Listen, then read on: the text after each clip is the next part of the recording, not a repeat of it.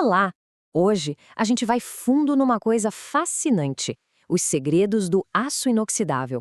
E vamos descobrir como o conhecimento da metalurgia é, na verdade, uma ferramenta essencial para a inspeção industrial. Sabe, para prever e, claro, evitar aquelas falhas que podem ser um verdadeiro desastre. Pois é, essa é a pergunta de US$ 1 milhão, literalmente.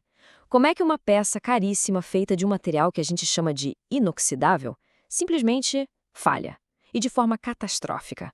A resposta, olha só que interessante, raramente está na superfície. Ela está escondida lá dentro, na microestrutura do metal. E é ali, nesses segredos, que a metalurgia entra para desvendar o que realmente está acontecendo. Então, para a nossa jornada de hoje, o que temos? A gente vai começar com o nosso herói imperfeito da indústria. Depois, vamos conhecer os vilões da corrosão.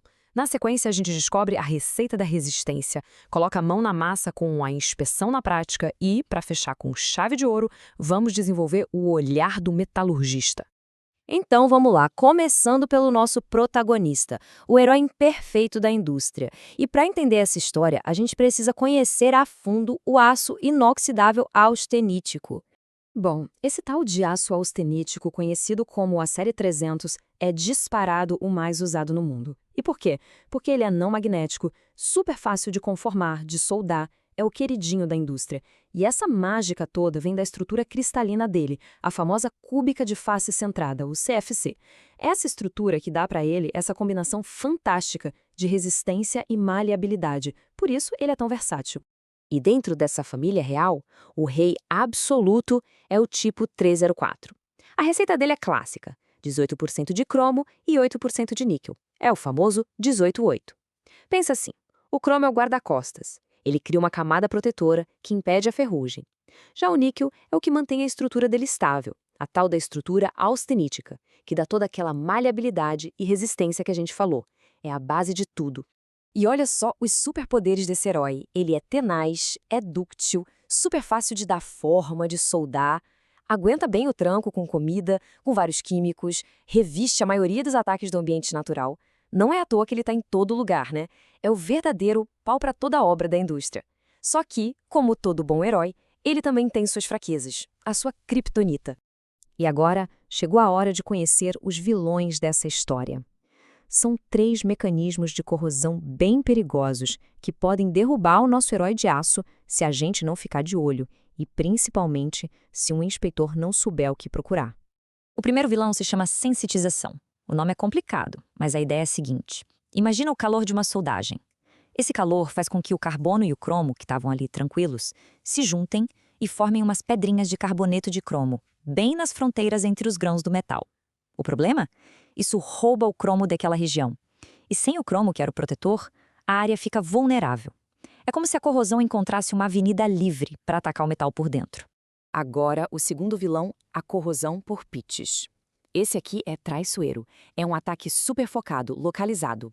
Os íons cloretos que estão por aí em ambientes marinhos ou em muitos processos industriais são os especialistas nisso.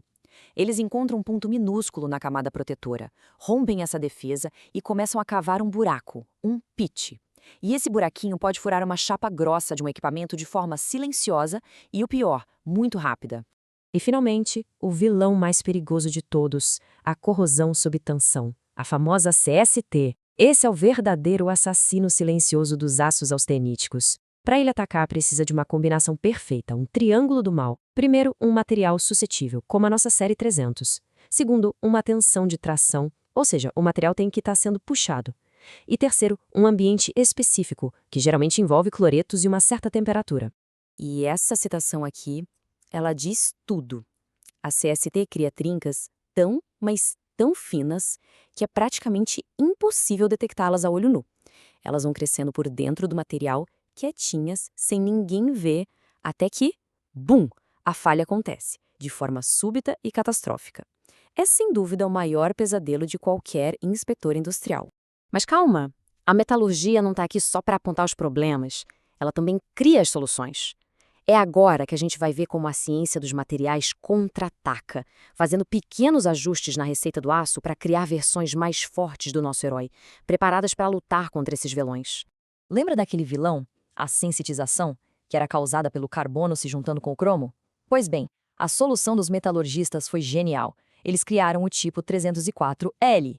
Esse L no final significa low carbon, ou baixo carbono. Eles simplesmente diminuíram a quantidade de carbono na receita. Com menos carbono, não tem o suficiente para formar aquelas pedrinhas de carboneto durante a soldagem. Simples assim, um ajuste mínimo, mas que resolve um problema gigantesco. Ok, e para lutar contra a corrosão por PITs, aquela dos cloretos, a solução foi chamar um reforço, um novo integrante para o time, o molibdênio. Nasce aí o tipo 3116, que é basicamente um 304 com um pouquinho de molibdênio na mistura. E esse elemento extra é o que deixa a camada protetora muito, mas muito mais forte contra o ataque dos cloretos. E olha só que legal este gráfico para entender o poder desse reforço. Ele mostra que o molibdênio é umas 3 vezes mais eficiente que o próprio cromo para impedir os PITs. É uma diferença brutal. Por isso que sempre que o ambiente tem cloreto envolvido, a escolha quase sempre vai ser o tipo 316. Não tem nem discussão.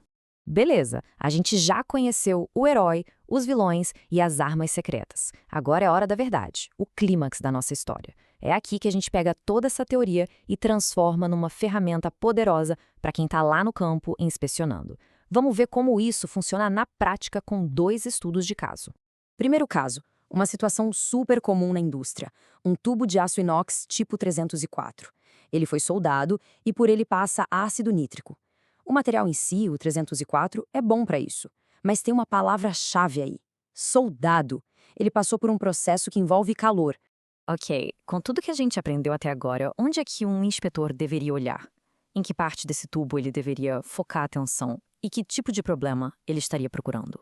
A resposta está toda aqui. É o checklist do inspetor detetive. Ele não vai perder tempo olhando o tubo inteiro. Ele vai direto ao ponto. A zona termicamente afetada, a ZTA, que é aquela área bem do ladinho da solda. É ali que ele vai procurar o quê? Corrosão intergranular. E por quê? Porque ele sabe que o calor da solda no aço 304 padrão pode ter causado exatamente aquele primeiro vilão que a gente viu, a sensitização. Isso é ser um inspetor que pensa como um metalurgista. Segundo caso, agora um pouco mais complexo. A gente tem um tanque feito com um material mais parrudo, o tipo 316. Ele está sob tensão e armazenando salmoura quente, ou seja, temos a presença de cloretos e temperatura. Os ingredientes estão na mesa. A gente sabe que o 316 é ótimo contra PITs por causa do molibdênio. Mas será que ele é a prova de tudo? Que ameaça ainda pode estar escondida ali, pronta para atacar, mesmo com esse material superior? E a resposta é a corrosão sob tensão por cloretos, a CST. Por quê? Porque o triângulo do mal está completo. Olha só, primeiro, o material, mesmo sendo 316, ainda é da série 300, então ele é suscetível. Segundo, o tanque está sob tensão. E terceiro, o ambiente é perfeito para CST. Tem cloretos da salmoura e temperatura acima do limite crítico. Ou seja, o inspetor sabe que o risco maior aqui não são os PITs, mas sim aquelas trincas finíssimas e traiçoeiras da CST. E com isso a gente chega na nossa grande conclusão. Tudo se resume a desenvolver o olhar do metalurgista, que é a capacidade de enxergar além da superfície do metal. No fim das contas, a ideia central é esta. Uma inspeção de alto nível não é sair por aí procurando defeitos de forma aleatória como uma caça ao tesouro. É muito mais inteligente que isso. É usar o conhecimento da liga, do processo de fabricação e do ambiente de serviço para prever onde uma falha tem mais chance de acontecer e principalmente por que ela aconteceria ali. É transformar a inspeção de uma atividade reativa em uma ciência preditiva. E para a gente fechar, fica essa reflexão. A tecnologia não para, novas ligas são criadas, os processos industriais ficam cada vez mais extremos. Então, a pergunta que fica no ar é: qual será o próximo vilão oculto que o inspetor com olhar de metalurgista vai ter que descobrir? O desafio é constante, e é por isso que entender a ciência por trás dos materiais é tão crucial para a segurança de todo mundo. Por hoje é isso, obrigada pela companhia.